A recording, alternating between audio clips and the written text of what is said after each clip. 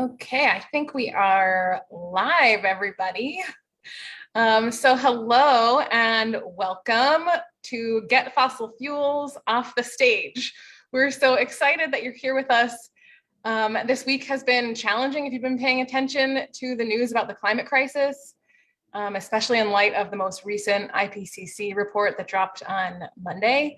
But we hope you are fired up like we are to make change in the field and push the fossil fuel industry to its knees. This event is being hosted by Groundwater Arts in partnership with HowlRound. We are here in the Zoom room and there are about 15 people here with us. And we are also live streaming on HowlRound TV and on Facebook Live. So hello to all of you who are joining us from wherever you are joining us. We're going to take a moment to introduce ourselves, and while we do that, please go ahead and introduce yourself in the chat box using your name, pronouns, and any land acknowledgement you'd like to give. And same goes for those who are joining us from Facebook. Please go ahead and introduce yourself in the chat. And on HowlRound, if you're watching us on HowlRound, you're welcome to email us to introduce yourselves. Our email is groundwaterarts@gmail.com.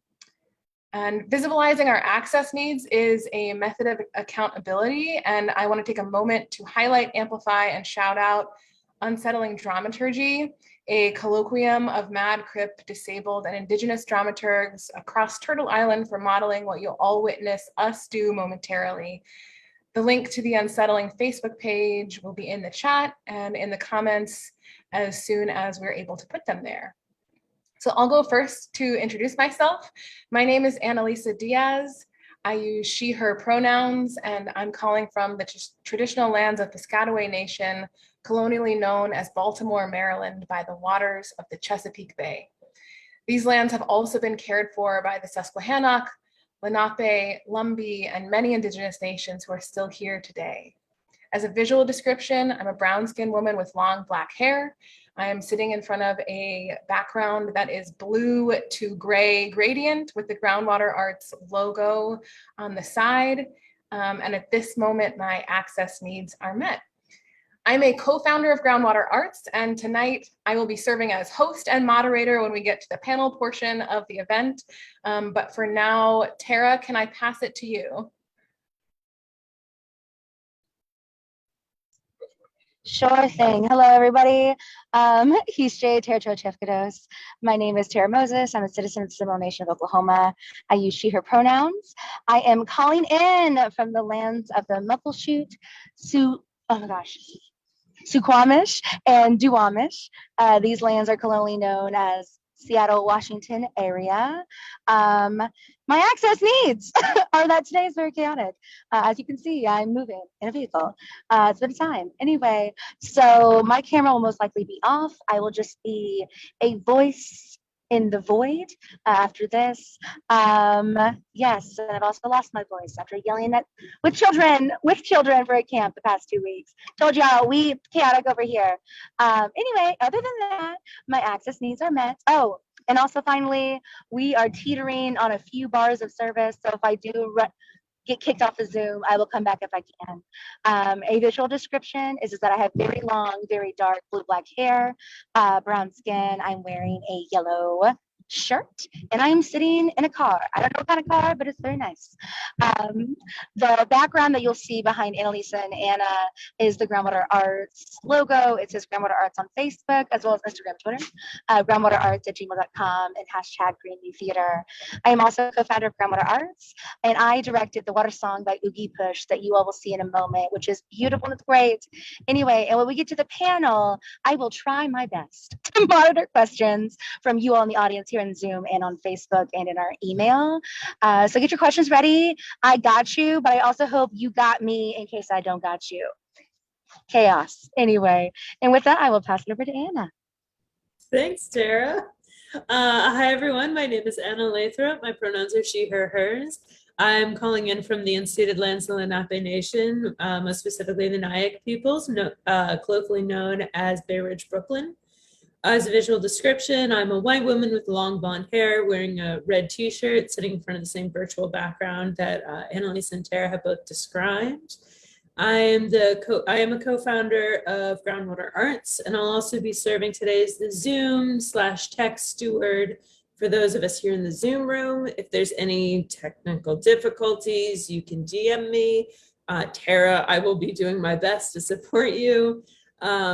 We do have captioning and ASL available, and big thanks to everyone for helping make this event accessible. If you need any access support throughout the event, hit me up, let me know. I'm also going to offer a land acknowledgement on behalf of all of the tech we're using today.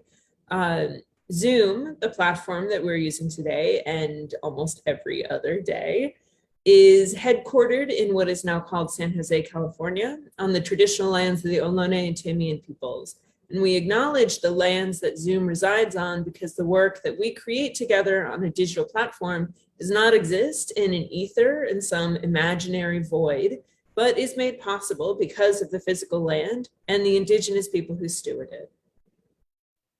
Great, thank you, Anna. Before we dive in, Tara, do you want to do this next part, or should I pass this over back to Anna? Go ahead and pass it to Anna. Okay, great. So Anna, can you go ahead and give some context about groundwater and what to expect at this event? Yeah, I got you. So if you've never heard of Groundwater Arts, we shape, steward, and seed a just future through creative practice, consultation, and community building. And for us, climate justice is defined as racial justice, economic justice, and a decolonized future. We are a half Indigenous, predominantly POC, fully woman-led citizen artist collective. And tonight, we are bringing you some of our creative practice and community building. In a moment, you'll see a performance of the Water Song by Oogie Push, featuring performances by an amazing group of Indigenous actors. We love them all: Kenny Ramos, Jen Oliveras, Aaron Tripp, and Kalan Studi. And then Annalisa, you and Tara are going to hopefully reflect very briefly on the play, depending on Tara's chaotic car situation. And then finally, we're so honored to be joined by Nikkole Salter, Brandon Michael Nase, and Michael Francis for a panel on contract writers that are asking for divestment from fossil fuels as part of Groundwater's Divest to Invest campaign. Okay, thank you, Anna, for jumping in. And Anna, can I ask you to go ahead and press play on the video, and then Tara, we'll see what your car situation is doing, and hopefully I'll see you on the other side of the video. All right, I will play. Please let me know if something is not working.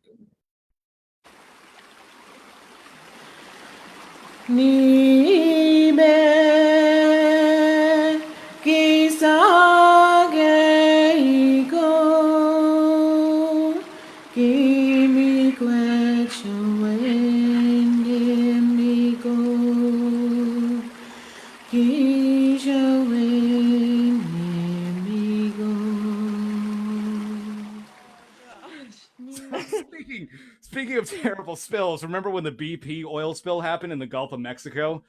God, I remember just all of those birds covered in oil and dead fish. They had to wash all those birds off with dish soap Dawn made of fucking mint. I remember the commercials for that. They were really dramatic, and they had the fishermen talking about how they couldn't work because there was oil in the water. I mean, I thought for sure we'd all be dead by now, but they just keep digging and building pipelines like nothing happened, even when we all know they break. That's what they do. Like, hello, we need clean water to live. It's it. Okay, I remember I had this vision. I just heard this voice. I was shown the water like a bird's eye view, and I saw the oil spills. But this voice said, if everyone prays for the water will be healed. But I just started praying for the water to be healed, and then it became crystal clear. The sun sparkled on the water. Then there were all these shimmering rainbow colors of light reflecting off the water. Yeah, I think you told me about that. And it wasn't long after that. That's when I heard about Water Walk, and that started, 2011. It was right after the oil spill. Thank you. I remember those grandmas, each with a pail of water, walking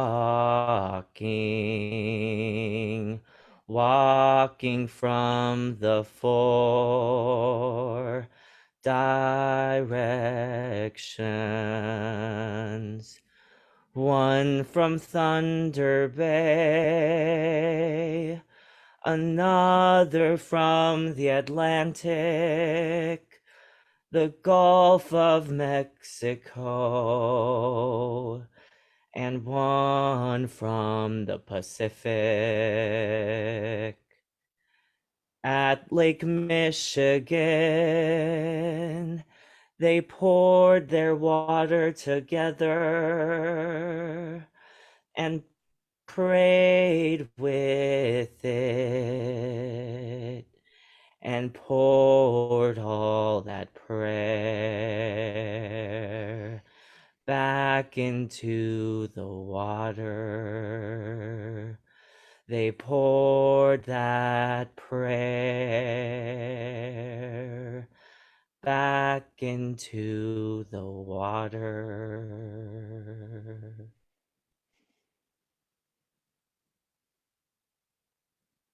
Shoot, they walked for 3 months at least. People began to join them and took turns carrying the pails. People donated money for hotel rooms and food breaks in certain communities along the way. I remember I went with my mom for one day when the pail was nearby. We were all told we had to be prayerful while walking or running with the water. I was just scared I would spill the water, but the water talked to me. The water sang to me. It was weird, but I knew it was the water talking and singing as I ran with the pail. It let me know that everything was going to be okay. That I was going to be okay. Doreen Day and her grandson decided to sing to the water each day on the way to school. They sang to the water. They call it the water song. They call it the water song. I learned that Doreen Day song, the water song. Mhm. They posted a YouTube video with the lyrics. They encouraged everybody to learn it. I started standing at the edge of the water, wherever I am, and sing that song to the water. I pray for healing. What even is that song? Which song is it? Oh, hold up. I got it. Hold on, I got it somewhere. Get it? One time I was walking around this lake. I walked out onto the dock that went out over the waterways. It was a little cloudy that day, but it was nice. So I was out on the lake and I started singing the water song. As soon as I was done, the clouds parted, the sun shone on my face. I looked at the water and it was shimmering with rainbow light. And then an eagle flew over me. My first thought was, holy, not that sacred. Then I laughed because, yeah, I am that sacred. Not that sacred. I am that sacred. Super sacred, super sacred, super sacred. No. Okay. All right, fuck you all right? A couple years ago, my family went on vacation in Haines. It's this little town in Southeast Alaska, surrounded by 2 ocean inlets. We went hiking up the mountains, and on the way back down, we stopped at the beach. There was a pod of whales swimming by. So I started singing the water song to them. The whole time I was singing, they popped up out of the water and sprayed. When I was done singing, they went back underwater. I looked down, and this giant turtle was peeking its head up at me from the water. I thought that too. Oh, just sacred. Then the turtle went back in the water and swam away. Oh, I got it. Hold on 1 second. I got it. Got it. Nibe kisake go kini kwechue nimi go is away nimi go.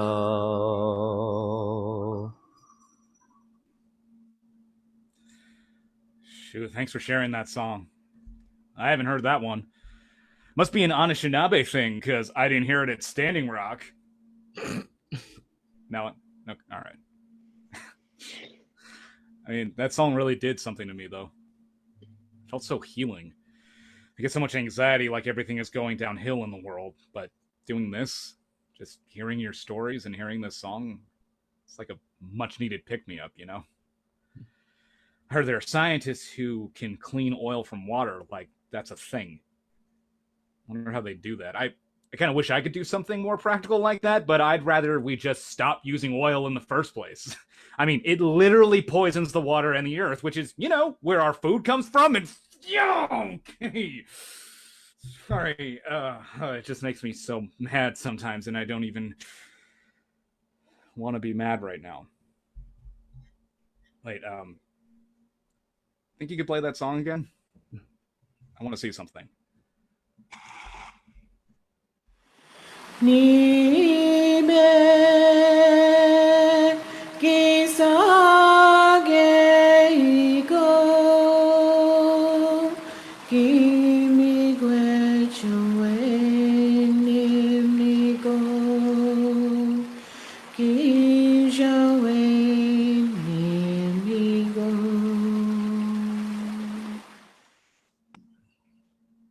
Yeah, that's what I thought. It feels good. Think you could play it again? Nibe kisage go kimi gwechue nimi go kijawe nimi go. Nibe kisage go kimi gwechue nimi go kijawe nimi go.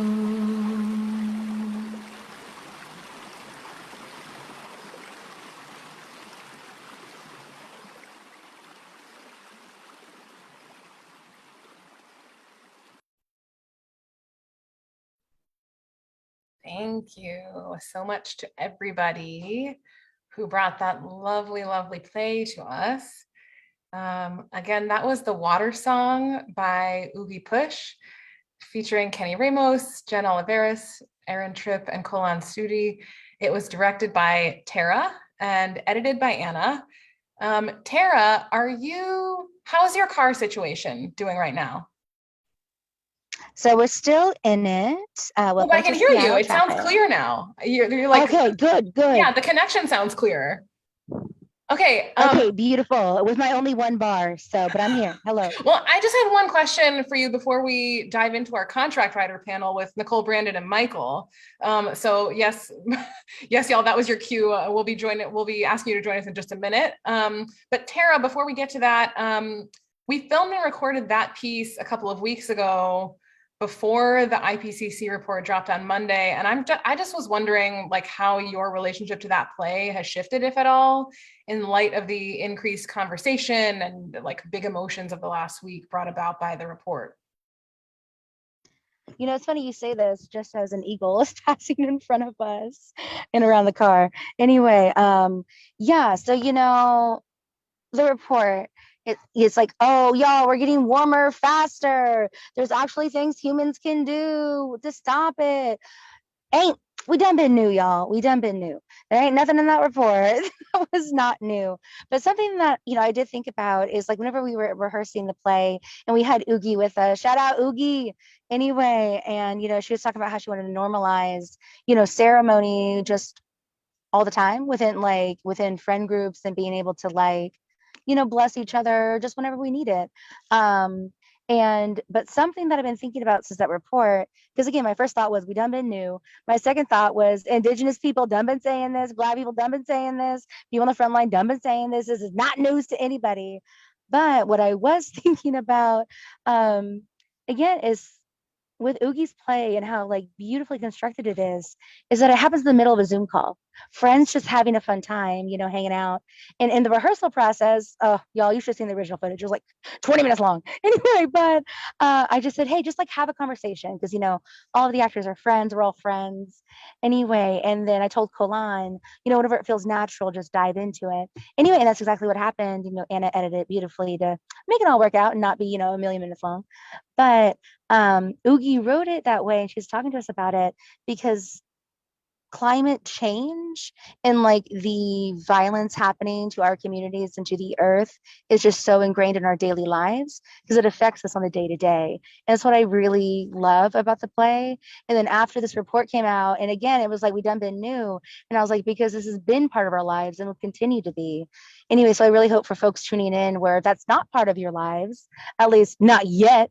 Anyway, that you're able to see those integrations and how can we bring these conversations around climate justice and justice in general to our everyday and in places we may not think we can, such as in our contracts, maybe.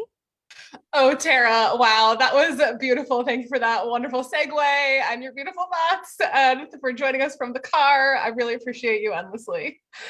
And thanks also for giving us a little window into the rehearsal process because I hadn't heard about that until now, and I just really appreciate hearing a little more about it.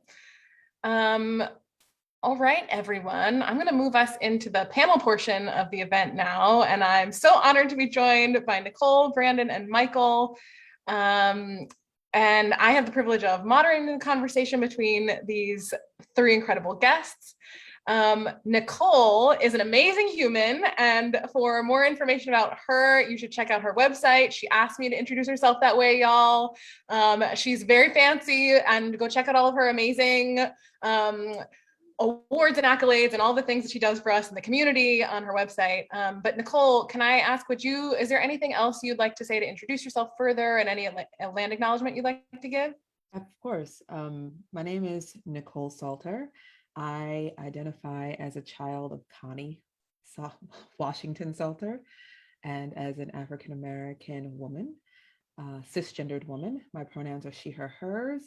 And my land acknowledgement is a huge shout out to the Lenni Lenape people, the ancestral lands of the Munsee, but also the Lenni Lenape that I've come to know here in New Jersey, the colonial name of New Jersey, East Orange, New Jersey. Thank you. And Brandon Michael Nase is an equally amazing human who also asked me to introduce him this way and tell y'all to go check out his website. Brandon, would you like to introduce yourself any further and give a land acknowledgement? Yes, my name is Brandon Michael Nase. My pronouns are he, him, his. I am zooming in from the traditional lands of the Lenape and the Canarsie people, the original stewards and caretakers of this land. And I will give a description. I am a Black queer man. I am light-skinned. I have a black goatee. I'm wearing a white shirt, t-shirt, a green hat. I almost always wear hats. Apparently that's my thing, everybody says. And I'm wearing some clear glasses. And I'm sitting in my living room. My background is, there's a brick wall and then there's a white wall. And you can kind of see my exposed coat rack in the living room. Amazing. Thank you. And finally, Michael Francis will round out our panel today, and he's another stellar human. Michael, would you like to introduce yourself any further and give any land acknowledgement? Sure. Hi, everyone. Michael Francis, pronouns he, him. I am on the ancestral lands of the Munsee, Lenape, and Wappinger, colonially known as Hartsdale, New York.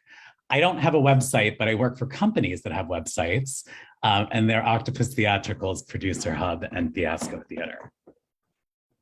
Wonderful. Thank you. I cannot wait to learn from all three of you. Some quick context for everybody who is watching. This event is part of Groundwater Arts Divest to Invest campaign. And I'm going to ask for some support from Anna or Tara, probably Anna, given Tara's situation. Can you drop one of the links for the Divest to Invest campaign in the chat? And can I ask you also to share the specific campaign pledge related to contract riders? So that, look out in the chat. Thank you, Anna is dropping that right now. But briefly, we launched the Divest to Invest campaign because we believe artists are way more powerful than we've been told, and we can do quite a lot actually to help grind the gears of the fossil fuel industry to a halt, which, to be clear, as Tara was alluding to earlier, is what we need. The science is clear, and as Tara said, we done been new. So we're asking individual artists and arts organizations to sign the Divest to Invest pledge by the end of the year. There are 3 different types of commitments that individuals can make and 3 different types of commitments that organizations can make. But today we are focusing on one specific one for individual artists, which is a pledge to introduce a clause on future contracts and riders related to pushing institutions we work with toward divesting from fossil fuels. So thank you, Anna has already dropped that text of that pledge in the chat. This is the pledge that we've gotten the most questions about. So we thought we'd gather some really smart and really powerful people together to help talk about how to do this with us.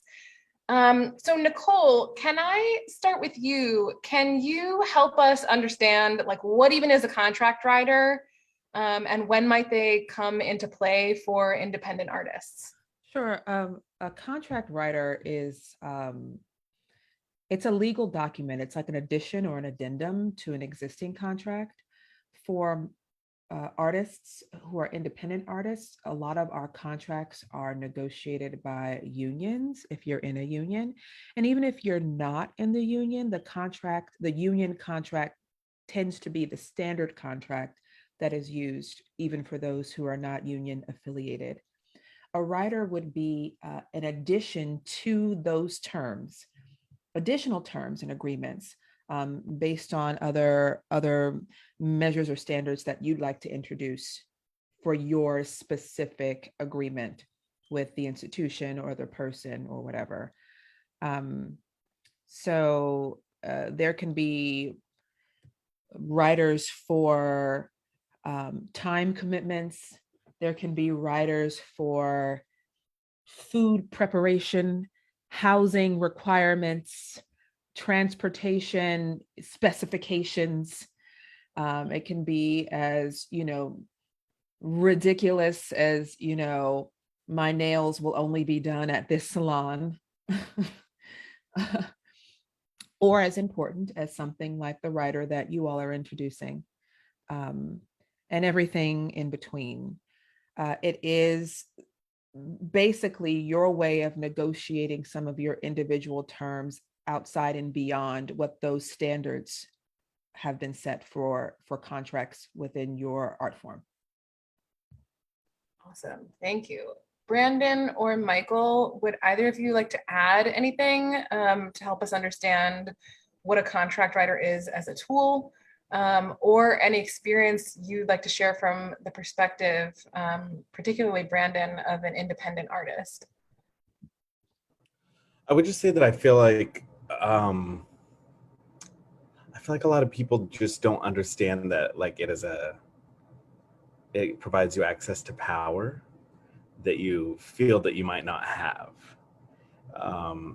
And I think that because it is like a legally binding document, I think it fools people a little bit in that they don't realize that they have the power that any contract I enter into could present a rider. I could draft a rider myself and say, oh, this also has to be attached.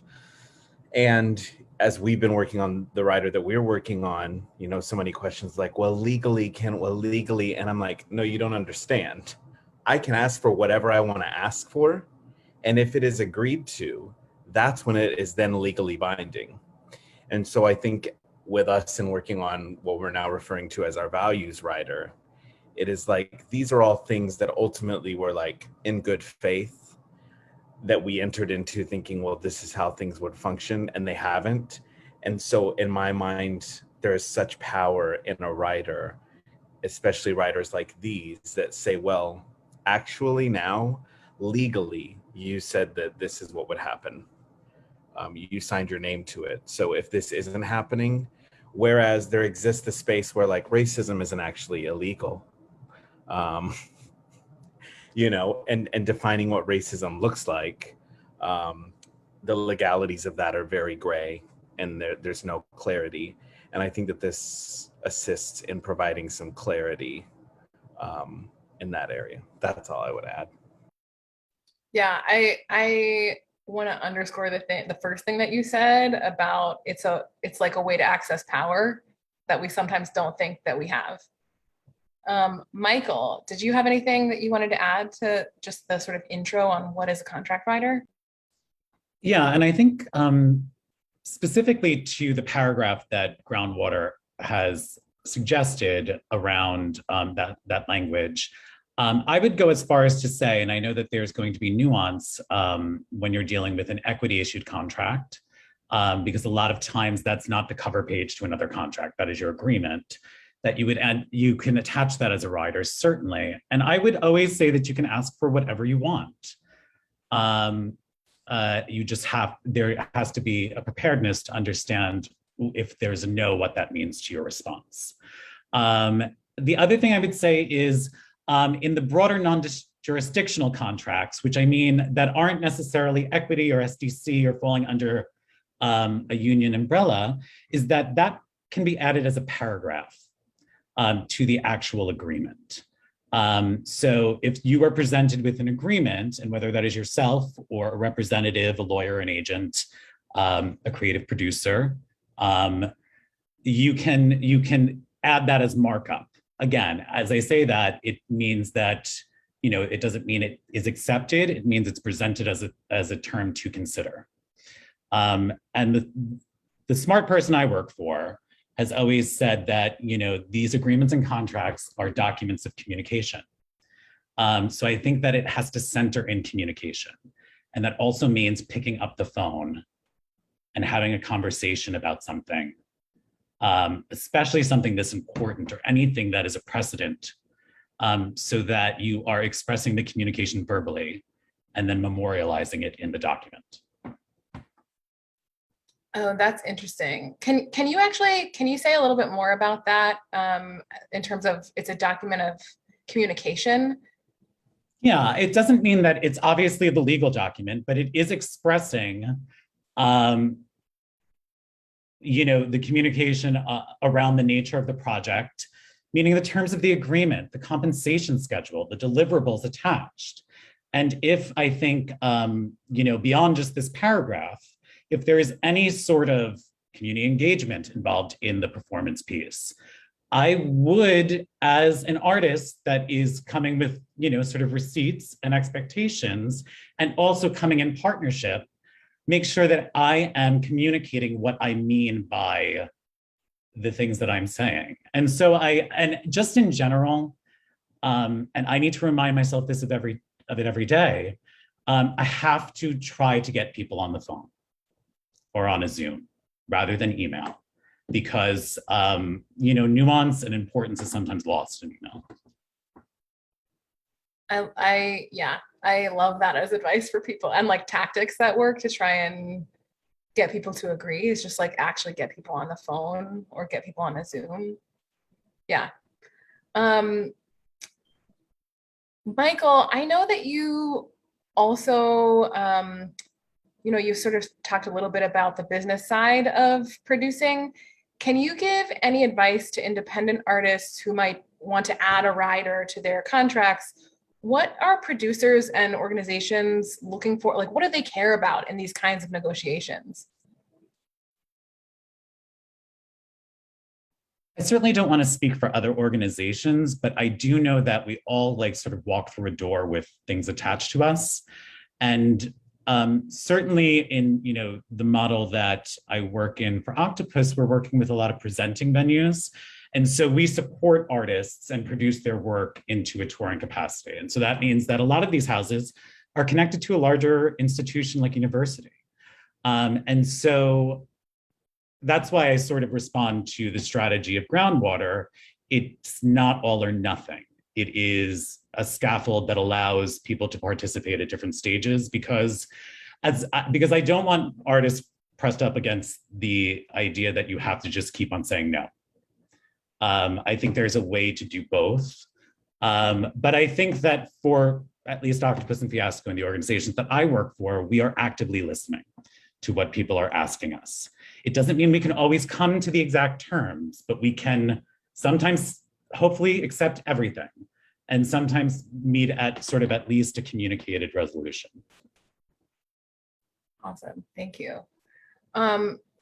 Brandon, you already started to mention some of the work that Broadway for Racial Justice is doing around a values rider. Would you be willing to share a little bit more about what's in the works and if you have any thoughts on how divestment might fit into that?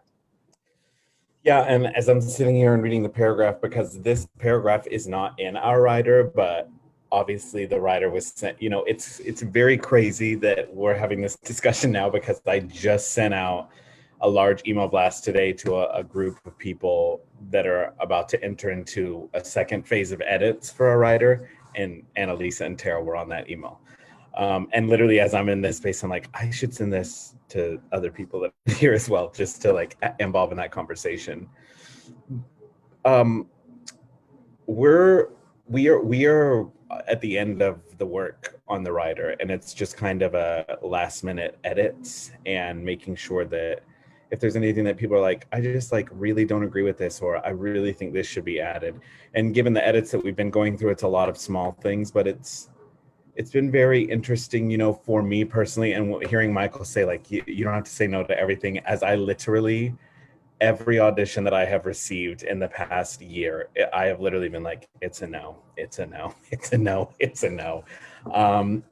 Because it's just, and so I think with the rider, my hope for the rider actually would be that it becomes like not necessary. It will always be in people's contracts, but it's like, we already know everything that's in that rider and it's already attached. So that's to say, like, that theater companies, that producers, that managers, that agents are just kind of like, just so everybody knows, this rider is attached to our contracts. Because there are certain things in the rider that people have asked, like, well, this is already determined once I'm offered a job. And I'm like, right. But if this rider, like, if you, that actually makes it even easier for you. If somebody already knows that, like, okay, well, in this rider it says that there have to be BIPOC individuals on the creative team, then you already know that if there aren't BIPOC individuals on the creative team, that's a project that you're not going to do. But it also does lend itself to conversation and lend itself to transformation, in that sometimes you're taking an audition or you're getting an offer, and on that little breakdown it says music director TBD, choreographer TBD, etc. And it's like, great, so who's on your creative team? Per my writer, there has to be people of color on the creative team. I just think and I also think that it's going to, there are people that aren't going to use it. I like, quite frankly, in our staff meeting, I was like, a lot of people aren't going to use this rider. A lot of people that have been pressing and saying we need a rider aren't going to use this rider, because when push comes to shove, this is, I think, for a lot of people, where it gets scary, in the sense of, this is when it becomes like contractually binding. you cannot do these things any longer. And for me, I'm like, this is exciting. This is like powerful. This is like the necessary change that we're talking about. But I think for some people it's scary. I feel like I know I'm definitely speaking in drafts because I am literally in the thick of the writer, like Oh, I having feel you. sent the email this morning, and I keep going back and looking at it and reading through it, because it's also like a space where I'm like, we want it to be in depth, but we don't want it to be 30 pages. We want it to be nuanced, and we want it to bring about communication, but we also want it to be like digestible. We want people to be able to read it and be like, okay, I get this. I understand what this means. This is clear. There is clarity within this. Yeah. Yeah, the fear that you're speaking to, it's so interesting, and it's actually connecting for me to the thing that Michael was getting at around contracts and riders as a tool of communication. Because like for my own self, I'm thinking about moments when I've tried to like actually negotiate for things that I wanted. Then you're like face to face with someone who maybe like there are power dynamics at play, whether they're social power or like positional power dynamics. Then you're like actually having to put yourself on the line. And I feel like that's where for me sometimes the fear can arise, because it's not just like, okay, I'm going to sign this document and like do my job. And no, now I'm going to actually like put myself in the line for what I stand for. And there are things in our writer particularly that it was interesting when Michael brought us communication that ultimately dictate we have to have communication, like in the areas of transparency and accountability, and saying like, you will need to report to us these things per this writer. It says that. So it's like, we will have to have a conversation about these things, period. So I think that's a really interesting thing at the Dramatists Guild, which I guess I'll speak from that lens, given the panel that has assembled. I could be with any one of y'all, but I'll speak from this lens right now. There's also an inclusion right around the table. And what I find interesting about some of the creation of the writers that I've seen since this 2020 moment of time, some of them do sort of assert something and then like back off the teeth of them, assert something or not really define. So they'll say things like, there shall be reasonable consideration for, or, you know, and like, what the hell does that actually mean at the end of the day? Or even when you start to get breakdowns that say, breakdowns written by playwrights or written by casting people that say, we're looking for someone who's white presenting. And we're like, okay, that's a different language, but how does that actually change the dynamic? Because you're gonna end up with another white person, right? So adding the word presenting doesn't now make it like you're, and which brings me around to the question I'd like to pose to the panel, not taking your job, Annalisa, at all. Well, by all means, please, Nikkole. But just, you know, contracts should be representative of relationships that have been built. Right. But we know that those documents don't always indicate that a relationship has been actually built. That's right. It's just a thing. So how do we're basically using this document to try to legislate a change of heart and mind that I'm not sure that the document is actually able to ever do. So I don't know whether you get to 30 pages, Brandon, 80 pages, however many pages you need to define every term, even though we're speaking English, you don't understand the English coming out of my mouth, and we don't have the same point of view or heart. So how do we get to a place where we're actually developing relationship and trust and respect and a common goal? Because I feel like there'll always be a way around your language in the document. And then I'm also curious to talk about the leverage we have for that or not to really develop those relationships, but also what we're going to do about the artist scarcity I don't want to undermine it by calling it a scarcity mentality, because it makes it sound like you crazy and it's all in your mind. You're not crazy. It's not all in your mind. It's an actual experience. It's an experience created by the world we have created. It doesn't have to be that way, but at this current juncture, it is that way. So whether you're afraid of it or not is irrelevant to me. It is, those are the terms of engagement. If you say no, you will be replaced, period. So it is putting yourself out there, as you said, Annalisa, for that rejection or that limitation that you've created for yourself without anything on your horizon to replace it.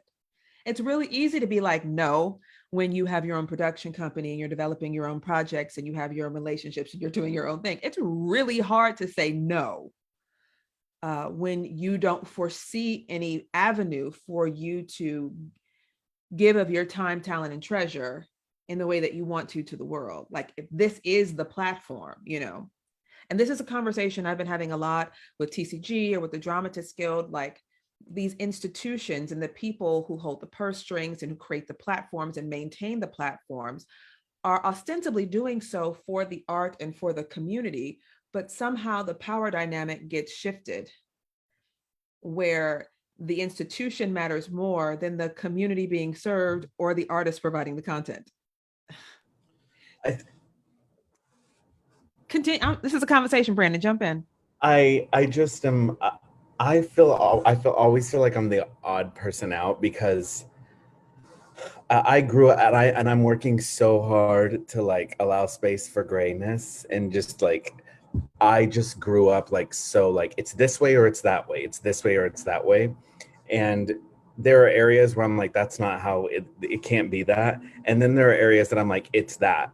And this is like a space where I'm like, you know, there are shows that 2 years ago I had been in for 4 times.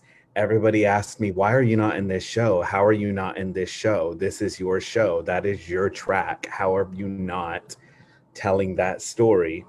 And I cannot today, I cannot imagine.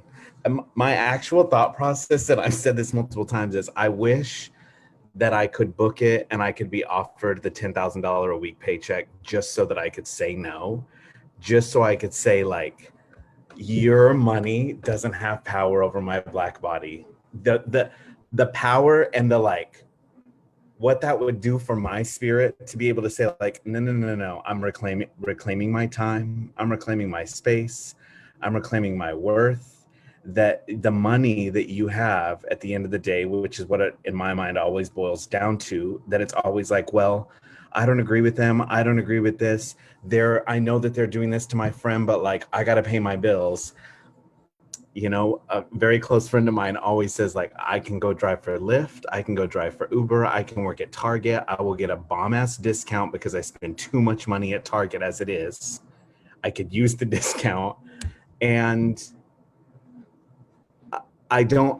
there is like you said, like, it's not a myth of scarcity, but I just am like, I'm just going to reject it fully. I'm going to say that I'm going to manifest the fact that when I do say no to these entities that are manipulating, that are abusing, that are hurting, and that on the front, like on the cover, you know, it's all people of color doing the show, and they posting about Trans Lives Matter on their IG, and then behind closed doors are doing the exact opposite. I'm like, I know that even if I don't book something better, it's the peace of mind for me. It's the peace of mind knowing that like, I'm not going to get into that space and just be like in turmoil 24/7 because my conscience is like, what are you doing? What are you doing? Why are you doing this? That's where I'm at with it. I love that, Brandon. It's actually really resonates a lot. Actually, part of the reason that the Groundwater Arts campaign is called Divest to Invest, it's this whole conversation that we're interested in around like divesting from the systems that are harming us and investing in building systems and ecology and ecologies that are regenerative. And Anna, can you grab, there's a link, I think it's with the Climate Justice Alliance, part of their campaign, they have a campaign pillar it's called Reinvest in Our Power. And in the sort of the climate justice movement that has been going on for decades, you know, people have been pushing for divestment. Thanks, Anna. It's now in the chat. There's been a lot of conversation about divesting from fossil fuels for a long time now. And as some wins were happening, people were like, okay, well, what happens when the fossil fuel economy is no more? We need to invest in systems that are restorative and regenerative. And I look at the work that Broadway for Racial Justice is doing. I look at Nikkole's leadership, and I'm so reminded of that keynote that you gave. When was that 2020 at the TCG conference, where you talked a lot about our sort of disconnect with nature? Absolutely. Yeah. I feel like we're in a world that believes that the capacity to divest is a privilege. Like, you privileged people who have enough, right, and you can divest, instead of looked at as a point of power or resource, right, as Brandon was indicating, that you get to decide how to invest. Like, you have these resources, the resource of your time and attention. I'm not even talking about money, of your time and attention and energy and talent. Where you put it will grow something, and it's important where you put it.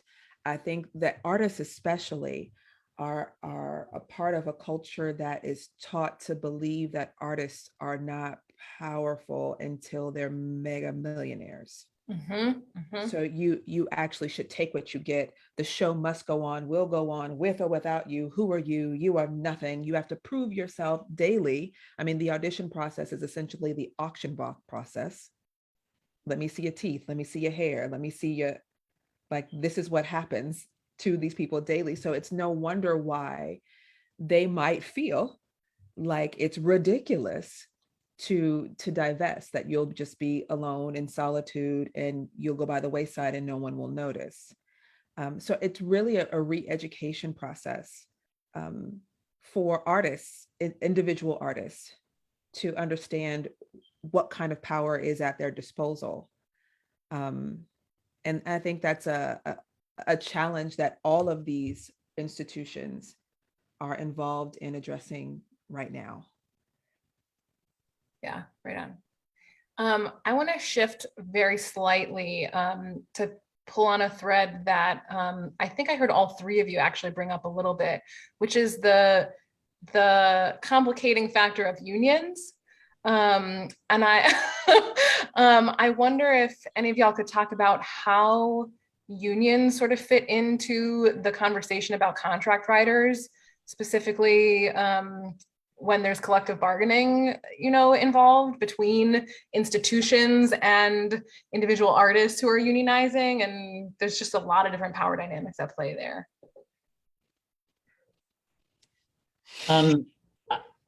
For 10 years, I worked at a talent agency, a boutique talent agency in New York from 2005 to 2015.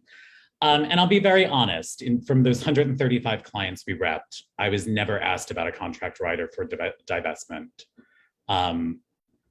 It's so weird to say, it was a different time, but it was a lifetime and a half ago in the way things have moved in our world, thankfully.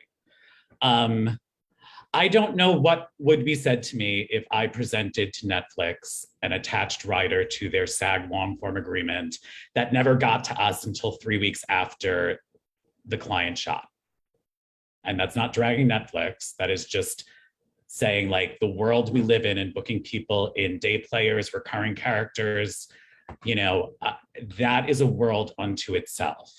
And so I would also say that about equity. I go to equity as the, you know, general manager, business manager of a producer to apply for a contract, which I present to y'all. And so, sure, I mean, we as an organization could absolutely say, we agree with everything you say. We are now going to book you into presenting venues. I don't know if I can certainly, by your guideposts, say, if those are organizations you don't want to work with, we won't pursue them. But that is the complicated conversation that in some ways, I don't know if equity needs to actually take up, and SAG-AFTRA as an actual active paragraph inside their agreements. Because the thing is, I run a 501c3 for Fiasco Theater, and I work with Producer Hub, and we are all pursuing grant making and foundation grants and that stratosphere of fundraising. And that brings up another thing. So, that's why I look to the areas that we can sort of scaffold agreements and deliverables and expectations and exhibit A's and riders to activate what our intention is, especially when the institution can't meet every need. So at least it's documented as, a point of reference. I don't. I am always going to be just like real and transparent. And I'm just like, in the current space and time, am truly just confused what the unions are even for, actually. I don't know what they're actually doing. So for me, it's like, I understand that there is an equity minimum. I'm always going to try to push to get paid more than that. I understand all of the rules, and I'm always going to try to push to receive more because I feel that I'm worth more. And so then I'm just like, so then if everything about this agreement, I'm like, this is a no, this is a no, this is a no, this is a no. That's what leads me to be like, so what is this for? Why is this here? And to what Michael said, I'm just like, the majority of the things that I would request, like in my values rider or in another rider, it's like they don't even have the capacity to draft something like this in their own conversations in collective bargaining. When I think about the fact that like the Broadway, who is involved in the collective bargaining agreements and drafting those things, I'm just like, we can either choose to like wait until there's more representation in those spaces, or we could just draft a rider that we're all like, yeah, I sign off on this, cool, let's use it.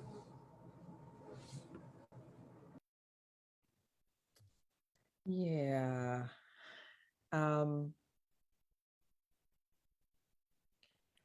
It's interesting to me. I'm speaking specifically about equity now. I definitely appreciate the union movement, the collective bargaining movement. I think we all have benefited from it, period. I think that it has its advantages and disadvantages, though. And I think that one disadvantage is just bureaucracy. I feel like every institution, every union would have to take this on individually. There's no sort of unity and uniformity about any of it. And so one group does this one thing, the other group does this one thing. Everyone wants their own credit. I was actually thinking about a conversation I was having with a lobbyist who reminded this group of cultural arts advocates that in the 90s, they were all basically at war with one another and destroyed an opportunity for forward movement in legislation on behalf of the arts workers because they couldn't get it together. So there's that aspect of it. There's also the aspect, and I'm speaking quite frankly from my own personal experience, that our union has actually used the writer tool or allowed the writer tool to be used to overcome that which they have even negotiated on behalf for the field. So there's a way to like get around and overcome and get over, those minimums or maximums for whomever. And so that's also another interesting use of that same tool to create the very same inequity that they were fighting to maintain for everybody. And that has been at the behest of individual artists and producers. Our own union, my union, has made agreements with producing entities that is not to the advantage of their members. I don't know if that's because they have relationships that I don't know anything about with those entities. I don't know if that's because there's some part of a bigger picture I can't see, or what that's about. But from my specific vantage point, I felt sold out. So to ask that institution to draft the rider to protect me further in ways that they undermine my protection already currently is kind of interesting to me. I agree with Brandon that, and with Michael, that the space for these kinds of agreements do need to come from an individual standard of boundaries that you create for yourself, that you have to, I don't want to sound ableist, forgive my vocabulary, but stand up for. And I think that we're also not used to sacrifice. Like previous, we have to have like mass oppression to be like, okay, we have to sacrifice. We are not going to get on the bus. We're not going to do it. But the moment that it's okay for some people to get on the bus, then those people get on the bus, and then suddenly the bus is running and only a few people are still walking. You know what I mean? Like, so what is it that's going to be that collective tipping point, I guess, is where my interest lies now, that really shifts the culture? Because yes, individually, we can each do this right now and step into this power right now and adopt this language in our writers now. But what is the tipping point of culture change where people are like, this is actually the way we're going to be with one another, period? I don't know. But I also kind of feel like, Nikkole, that in my opinion, I think that that's to what you were saying about individual, like, or various organizations or movements ultimately coming at each other, which makes everything dissolve. Mm-hmm. In my mind, I'm like, that's why BFRJ was like, oh, let's make a rider. Because I think that, and that's why I also think We See You is great. It's like, here's the demands. Now y'all go do it. Either you're going to do it or you're not going to do it. And it's like, just present tools. And that is to say, like, here's a rider. Some people are going to use it. Some people aren't. It's also not like, you don't have to use the rider. This isn't a dictated mandate of like, these are the, but I know a lot of people that are like, oh, wow, everything on paper that I'm feeling that I'm like, this is actually the space that I need to go into. Great. Perfect. Why would I not present this to someone to say like, this is what I need? And then it's just like so transparent to say like, you're not going to get this. Okay, cool. Then I don't need to come here. I think tools and testimony, because people may not have the imagination to understand what they could do. So that's where you have these tools. This is what you could be doing. Is up to you. And then we need some testimony. I did that. This is what happened. I did that. That's what happened. I mean, we need to start to use our storytelling as it was intended, the technology it was intended to be, which is to help us sort of collectively become aware and advance and consciously grow in the direction we want to go. It's not just for entertainment. We need to tell our stories of using these tools so that more people will feel empowered and informed about how they can move themselves and their loved ones in the direction that they want to go and see. Yeah. That sounds so simple, but. Or turning the tools that they thought they were going to use to keep us in a space, like Michael putting in the 6-month rider. I'm like, I was locked into a year-long contract with CATS, locked in via my rider as a principal. But let me tell you what, the amount of times that they reached out to my agents and said, if Brandon wants to leave, we will let him out of his contract, because I was not backing down ever. I'm going to request racial bias training. I'm going to report it to equity. I'm going to go through all of these lines of communication. And it was like, we'll let you out. And then it was like, no. Not when the going gets hard. testimony. Yes, Brandon. Thank you.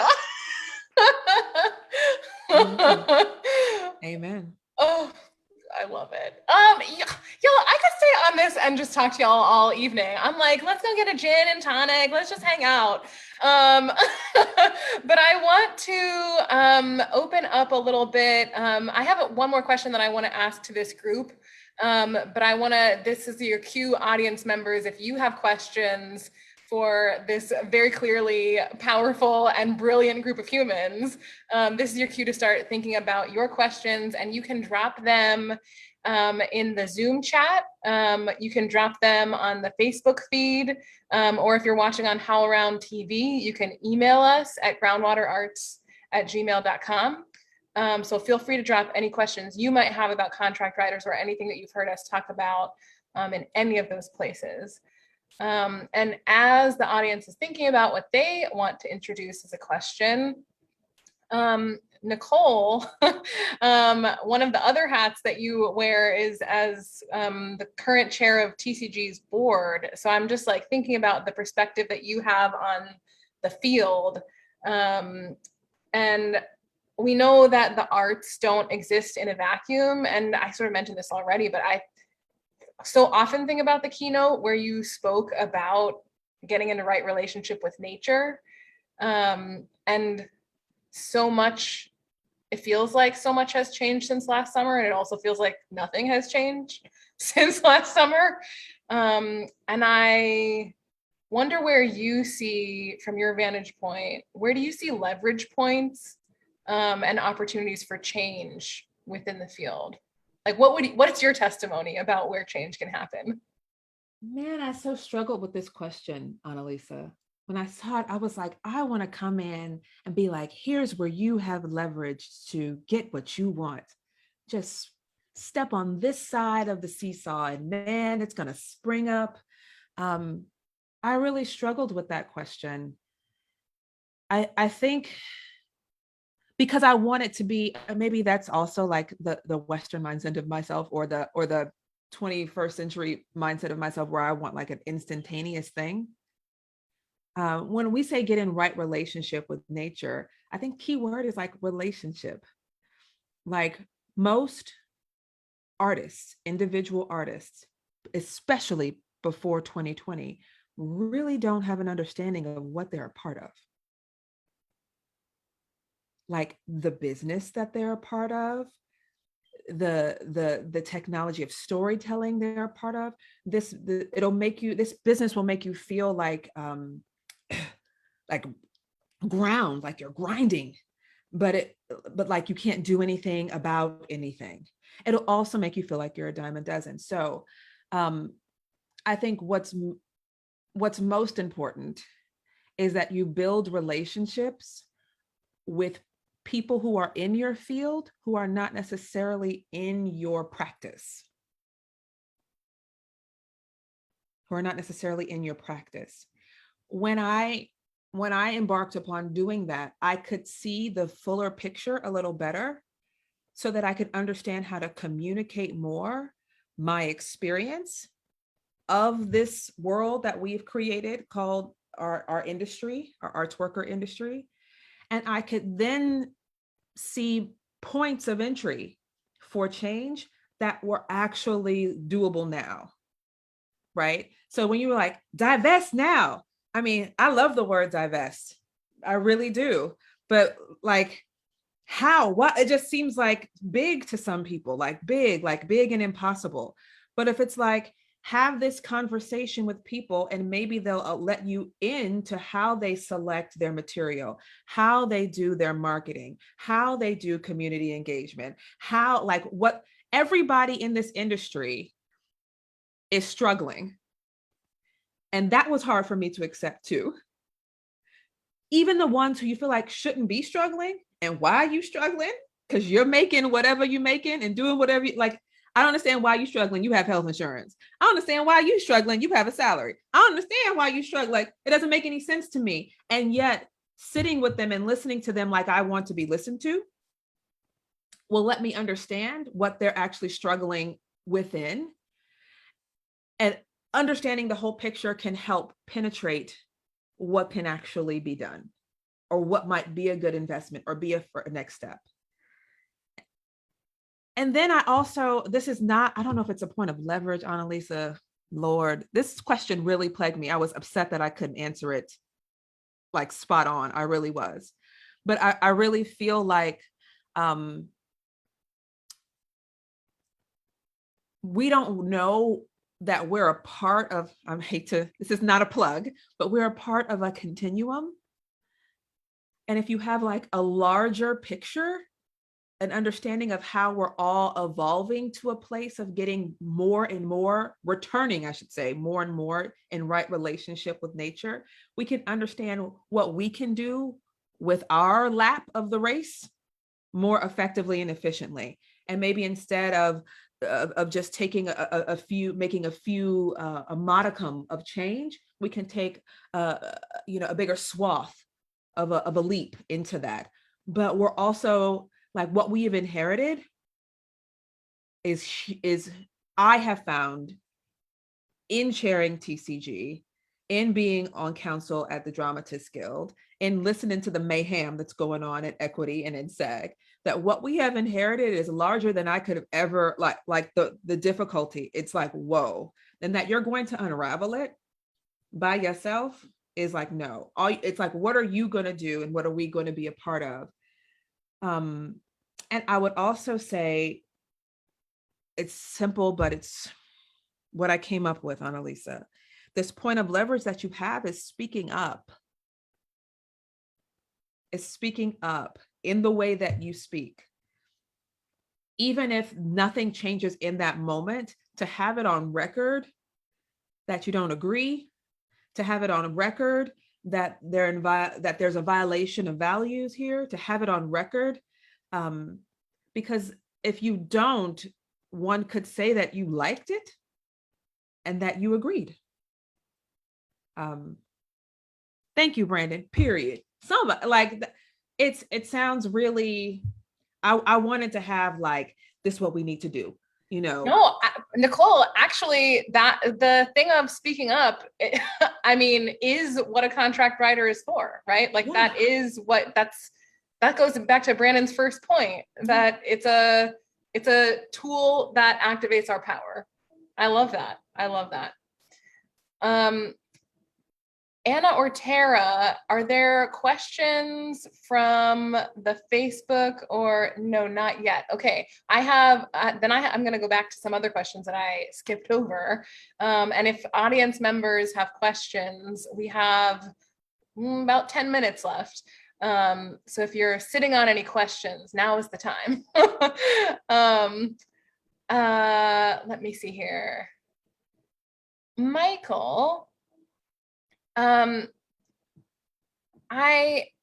you mentioned this sort of briefly earlier, and you started to talk about producers who are in relationship with university or corporate partners and the sort of complexity and nuance of introducing writers when there are multiple different relationships involved. And I wonder if you could talk a little bit about, you had some ideas, I think, about the terms of an agreement and scope of work that could be scaffolded out to build the intention behind, for example, a divestment rider. Could you talk a little bit about that?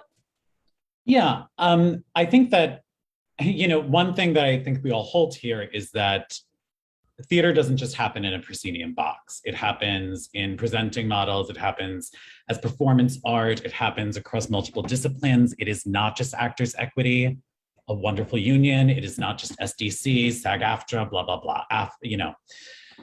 And so that is actually an abundance model to me, because that allows for opportunity, especially in the presenting market. And what I'm saying about the presenting market is, a presenting house in a regional place that is not what we consider like a Long Wharf Theater, a St. Louis rep, but is like a Hampshire at University of Iowa, or is a Utah Presents, all these different organizations that, within those theatrical productions that are going there, there's a lot of times community engagement.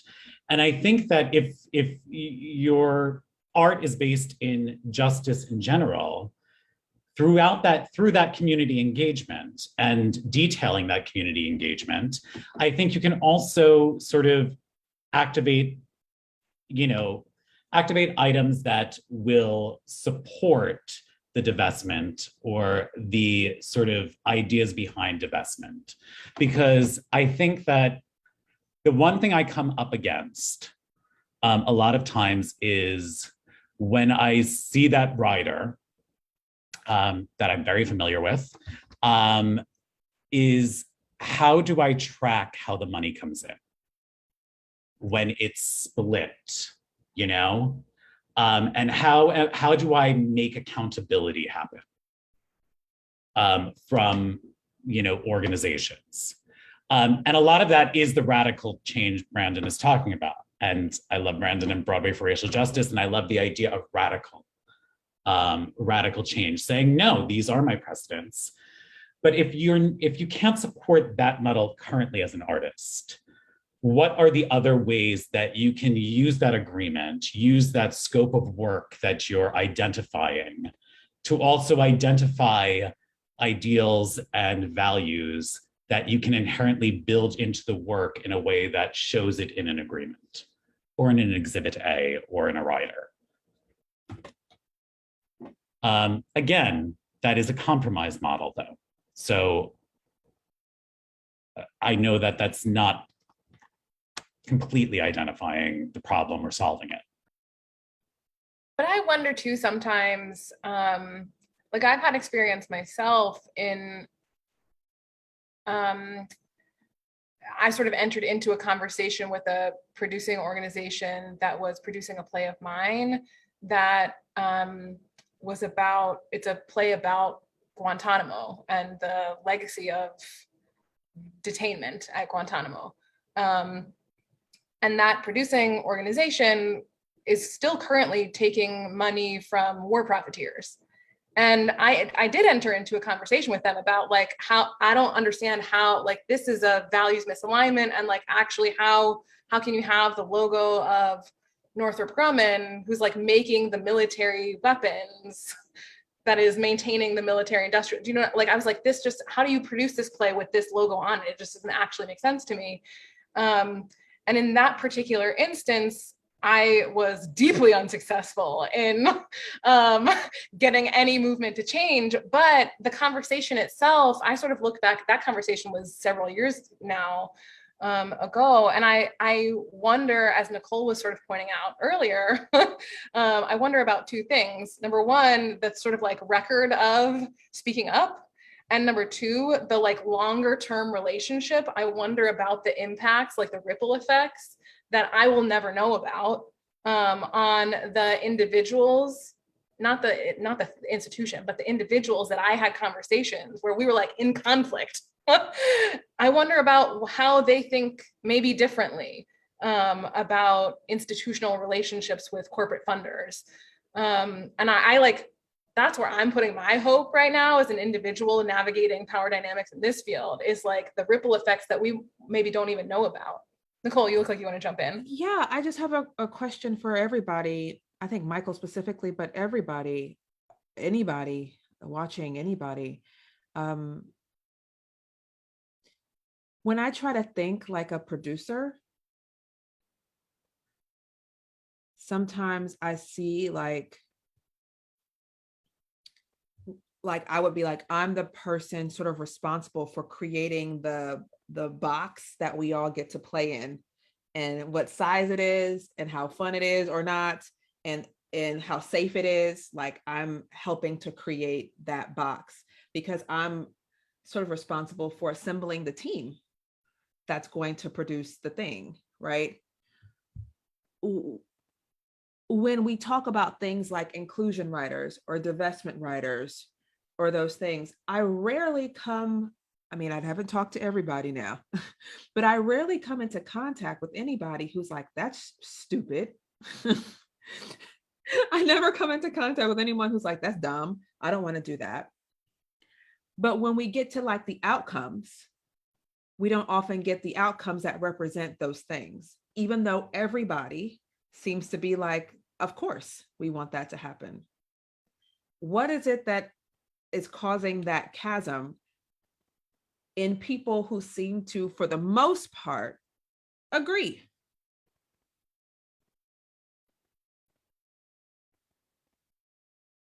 Yeah, okay, great.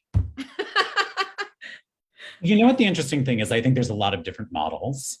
I think that that's what it all comes down to is like, I think personally through the work that I do with the teams that I work with, and especially in the producing team at Octopus, we're there to actually, we're a producing team, but we're there to advocate for our artists and support them, and we work in partnership.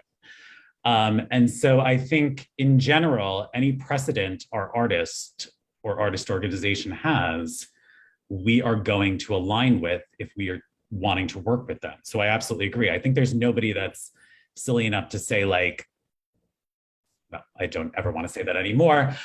What I would say is I think that everybody's in agreement that these riders are important. It's the moment of action and the accountability on that. And so what I would never do, and I think we would never do as an organization, is try to sugarcoat the expectations of what somebody is going to achieve if they're simply agreeing to a rider.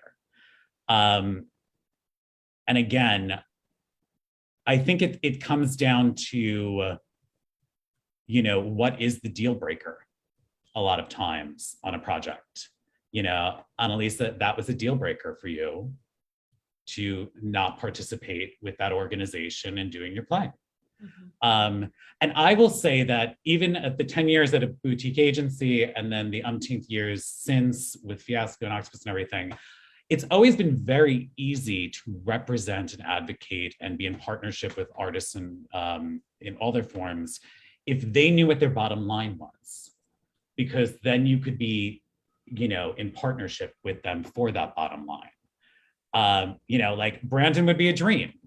I would know that Brandon has a bottom line that he's expressing completely.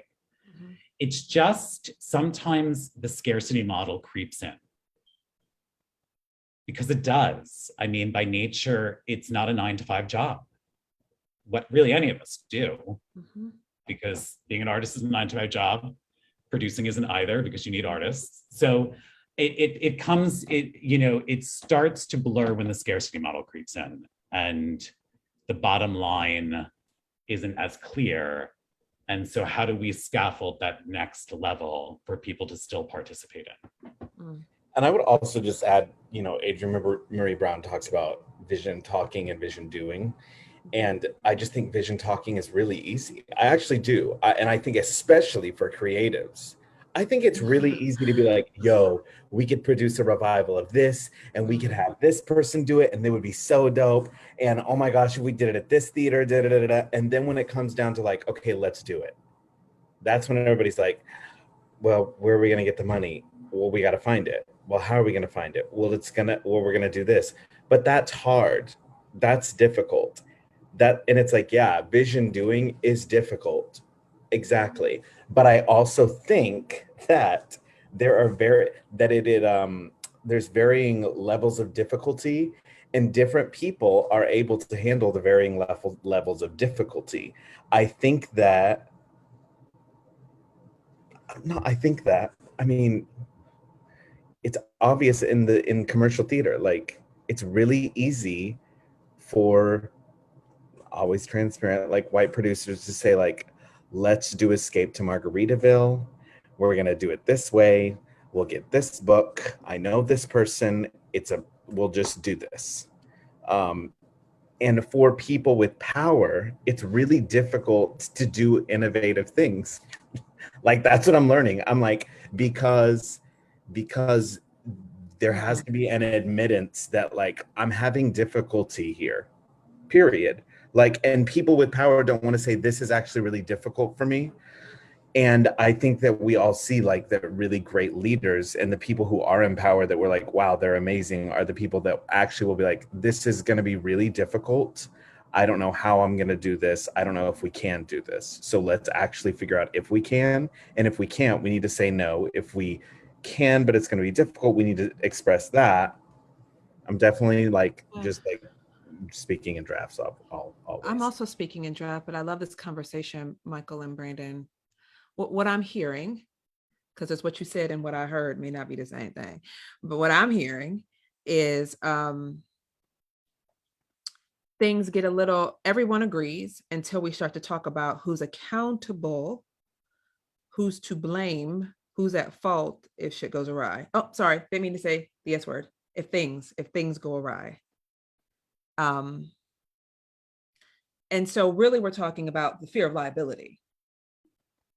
And the unwillingness to try, because I don't want, like, I'm all for y'all doing it.